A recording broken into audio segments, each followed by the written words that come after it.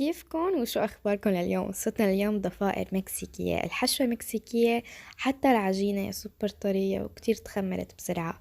خليط الخميرة هو كوب حليب، معلقة خميرة ونص كبيرة ومعلقتين سكر، بنتركه ربع ساعة، بعدين بتضيف كل شي بالخلاط أو بالعجانة سوري، ولتترك العجينة 45 دقيقة. بهذا الوقت حطيت معلقتين زيت زيتون وزيت قليك، ونزلت الفطر البصل سوري لحاله مع الثوم، بعدين نزلت الفطر بس لتدبل كل شغلة. بتركها تقريبا دقيقتين، مثلا البصل ليدبل، الفطر ليدبل.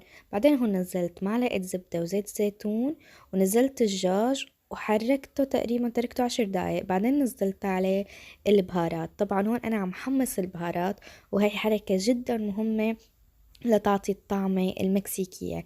هون نزلت صوص طماطم، الصوص الطماطم العادي، ونزلت فليفلة حدة ومعلقتين زيت زيتون، وتركتهم شوي. بعدين نزلت 2 طماطم فريش اللي هن بالخلاط من دون القشر، وتركتهم شوي يتسبكوا أو يغلوا مع بعض.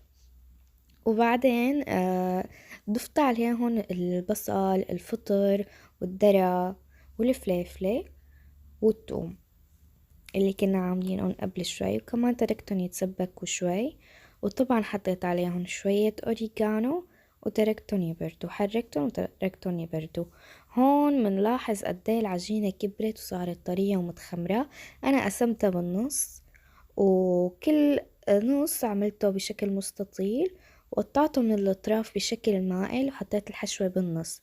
ننتبه الحشوة لازم يكون مكانها شوي كبير بالنص، ومثل ما نكون شايفين هيك عملتها.